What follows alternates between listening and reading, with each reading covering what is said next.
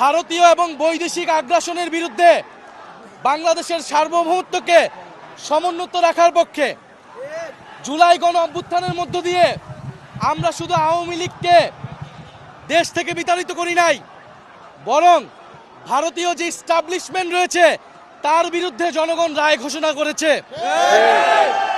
1971 সালের পর থেকেই বাংলাদেশে এই আধিপত্য কায়েমের চেষ্টা করে পার্শ্ববর্তী দেশ ভারত।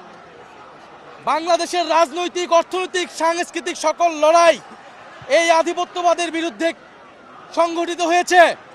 আমরা কখনো সফল হয়েছি, কখনো ব্যর্থ হয়েছি। জুলাই গণ অভ্যুত্থানের পরে আমরা আর ব্যর্থ হব না।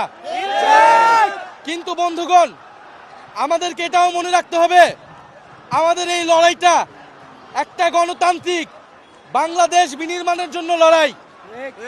ফলে আমাদেরকে দায়িত্বশীল হতে হবে, নিয়মতান্ত্রিকভাবে গণতান্ত্রিক উপায়ে আমাদের বক্তব্য, আমাদের আন্দোলন এবং আমাদের কর্মসূচি চালিয়ে যেতে হবে।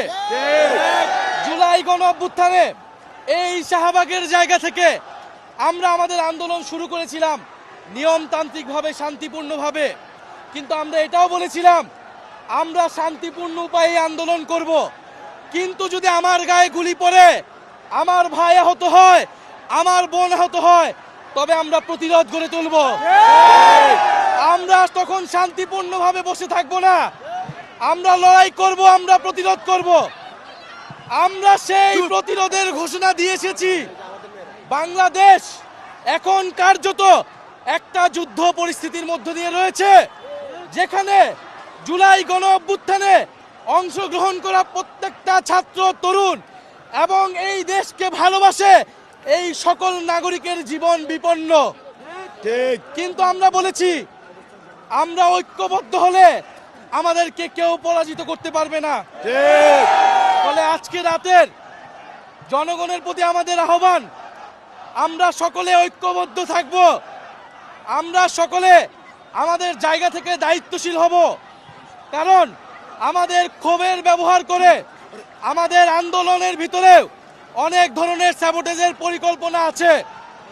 এই সময় নয় জাতিকে বিভক্ত করার, এই সময় আমাদের লড়াইয়ের গতিমুখকে যারা অন্যদিকে নিয়ে যেতে চায় তাদের প্রতি আমাদেরকে সতর্ক হতে হবে। জুলাই গণ অভ্যুত্থানে আমরা কিন্তু ঐক্যবদ্ধ ছিলাম, আমাদের কর্মসূচি ছিল স্পষ্ট, আমরা ঐক্যবদ্ধভাবে সেই কর্মসূচি দিয়েছি। আজকে আমরা আহ্বান করছি বাংলাদেশের ফ্যাসিবাদ বিরোধী সকল রাজনৈতিক দল, সকল সামাজিক শক্তি, রাজনৈতিক শক্তি একই মঞ্চে এসে দাঁড়ান, একসাথে কথা বলুন, বাংলাদেশকে ঐক্যবদ্ধ করুন। আমরা একই সাথে আমরা এই আধিপত্যবাদের বিরুদ্ধে আমরা আগামীকাল কর্মসূচি দিতে চাই। আমরা সকল পক্ষের সাথে আজকে রাতে কথা বলবো এবং আমরা আগামীকাল যে ওসমান হাদিকে যারা খুন করে ভারতে পালিয়েছে তাদেরকে ফেরত দিতে হবে, তাদেরকে ফেরত দেওয়ার আগ পর্যন্ত ভারতের সাথে আমাদের কোনো ধরনের সম্পর্ক থাকতে পারে না।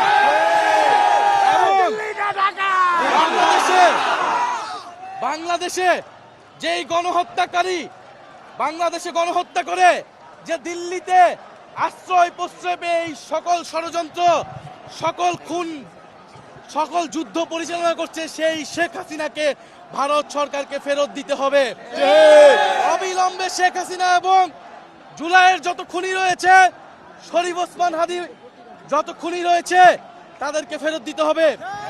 প্রিয় বন্ধুগণ, 5ই আগস্টের পরে আমাদের লড়াই স্থগিত হয়ে গেছিল, সেটা আমাদের ভুল ছিল, আমরা এবার আর ভুল করব না। এই লড়াই আমাদেরকে অব্যাহত রাখতে হবে। কিন্তু আপনাদের প্রতি অনুরোধ থাকবে, আমরা আজকে কালকে নামবো, আবার পরশুদিন বাড়ি চলে যাব, আজকে এখানে সেখানে আগুন লাগাবো, কালকে বাড়ি চলে যাব, এটা আমাদের আন্দোলনের গতিপথ না।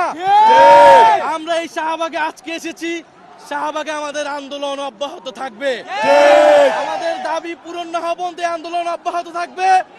আপনাদের সকলের প্রতি আহ্বান থাকবে, যার যার জায়গা থেকে আমরা দায়িত্বশীলভাবে, গণতান্ত্রিকভাবে আন্দোলন চালিয়ে যাব। যারা এই আন্দোলন এবং জনগণের ক্ষোভকে ব্যবহার করে আন্দোলন বিপথে নেওয়ার চেষ্টা করবে, তাদের প্রতি আপনারা সতর্ক থাকবেন।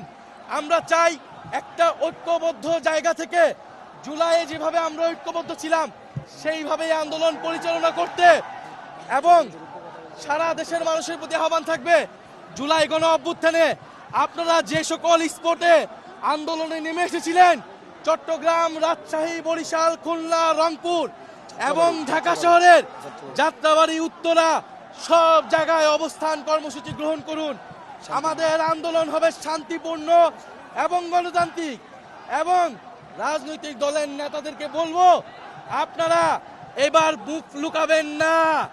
জুলাই অভ্যুত্থানে আপনারা মুখ লুকিয়েছিলেন ঠিক, কিন্তু এখন সময় সকলে ঐক্যবদ্ধভাবে দেশের মানুষকে এই আন্দোলন নেতৃত্ব দেওয়ার জন্য আমরা মাঠে আছি, সকল ছাত্র জনতা মাঠে আছে এবং আমাদের আন্দোলন অব্যাহত থাকবে।